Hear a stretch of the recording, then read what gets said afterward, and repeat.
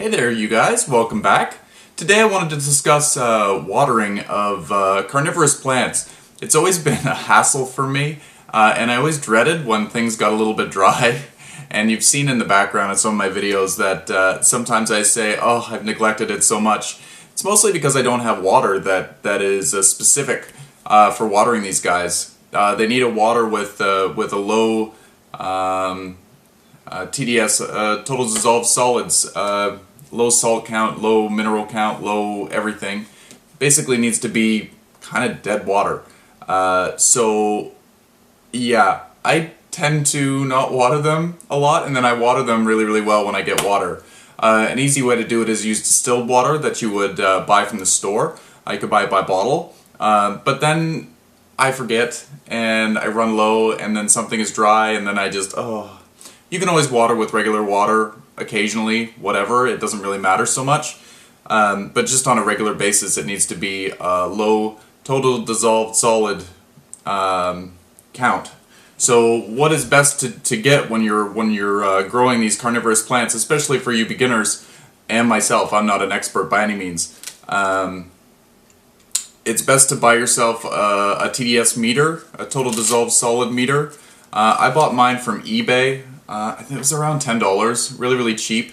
Doesn't need calibrating, it doesn't need anything special. All it does is it measures the amount of dissolved material that is in the water. So it kind of gets a little bit fun because you're going around to different water sources that you might have and trying to see what is appropriate. By the way, appropriate for carnivorous plants according to The Savage Garden, a very popular book for you carnivorous plant growers.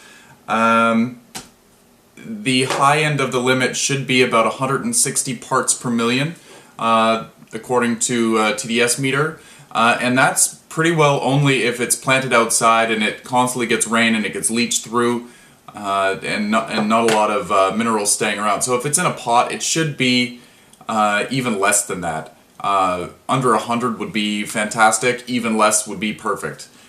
So anyway, distilled water has a total dissolved solids ppm of 0, and that's fantastic. That's why everybody uses it. But again, I'm lazy and I don't want to go to the store. Sure, it could be buy a big jug, but anyway. So what I wanted to talk to you about today was these two water filters. This one we just got for Christmas, which is fantastic. It's called Zero Water, and I got excited when I saw it, and I'm like, ooh, I gotta show everybody! So if you can find one of these are the best. But a lot of us have already Brita filters. Brita filters filter out about 50% of what's in the water, and that's good. You gotta remember to change the filters, otherwise the parts per million grows over time. I was watering with Brita water one time, and I checked with a TDS meter, and it showed 145 parts per million, and I'm like, well, that's no good. Is it really even filtering? But I'm sure the filter just needs to be replaced. So anyway, let's start with the TDS meter here, with my standard water. I poured some tap water into a little bowl here. I'm just going to turn on the meter. And says 141 parts per million. So this is pretty good. I could use this. Actually, let me try this TDS meter. This Zero Water actually came with a TDS meter, so if you end up buying a Zero Water thing, you'll probably get one. They're reading two different settings. This one says 141 parts per million. This one says 173 parts per million. So this one is significantly higher. Let's use both meters to read things going forward. I didn't realize there was so much of a difference. Okay, so put that off to the side. Let's get the two. When I first poured this in, it showed 192 parts per million. So maybe having it exposed to the air maybe is evaporating some of the chlorine that might be in the water.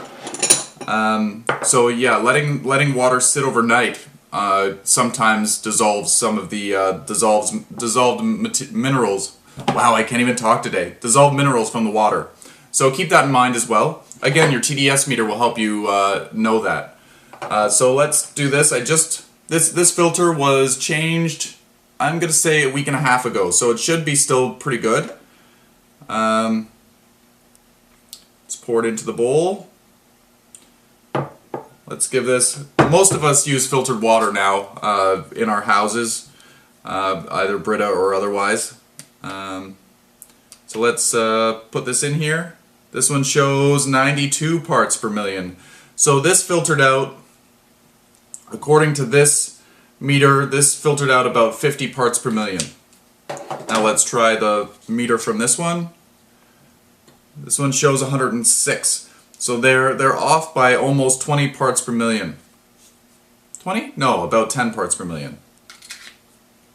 So this is suitable to water your plants with. So if you have a Brita filter in your house, again, still use your meter, because as the filter gets used and it's losing its effectiveness, it won't filter the water like it normally does.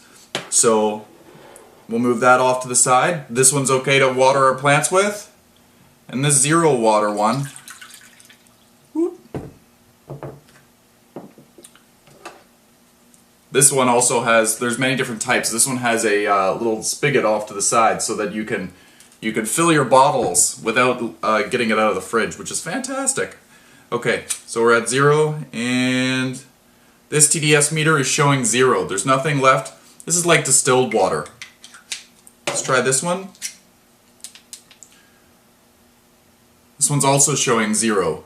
So with this one, it says that when it reaches 0.006 parts per million, to change the filter. So it doesn't say a time frame. It doesn't say, well, every 2 months change your filter. It says every time that it gets up to 0.006 parts per million, that's when you need to change it. So that's an easy method to the madness. You know exactly when it needs changing, and also it came with the TDS meter. So that is really handy, especially if you don't have one. So now I feel really safe to water my carnivorous plants with this water. Just don't make sure that if you are using it from the fridge, to let the water warm up to room temperature before you water your plants. It can really shock things. So I'm going to water these carnivorous plants here with this water. I can even water it with my tap water. This is the Nepenthes. I'm not sure. I think it's a ventricosa. And then we've got the Pinguicula morinensis. It's still flowering. These things always seem to flower. It's covered in fungus gnats. Really gross. Just going to water this right into the drip tray. This one's hard to water from the top because it's so full of leaves, so I always water from underneath and it sucks all the water up.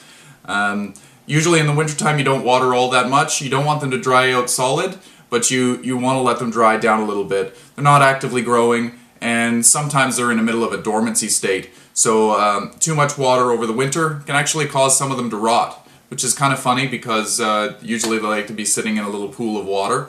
But in this case, let them dry out slightly between waterings and we're good. So anyway, that's what I wanted to show you with this video. I just wanted to share with you the excitement of these filters. These filters for this one are recyclable, whereas the Brita I don't believe are. And you could, again, buy distilled water, but this I always have on hand. So it's so much easier. It's always going to be in the fridge. And you can also go with the regular filtered method through home filtration, reverse osmosis, whatever, but I find that for my use, these are absolutely perfect. So anyway, show me how you water your carnivorous plants. Rainwater is also a very good method, but in my area, it's not raining all the time, and I don't have a lot of space for a big reservoir. So, and even still, I have a steel factory just down the street. Well, not down the street, but it's the next town over. But still, it's close enough, and I'm sure that has a little bit of acid rain that goes along with it. So, check it out. You buy yourself a TDS meter, and it will let you know whether you're good to go or not. And anyway, again, this video is running a little bit long. Happy growing, everyone. I've got, as you could probably see here, maybe right here by my fingertip, there is a nubbin of growth, which is wonderful. That's going to be a new growth. And then right here is another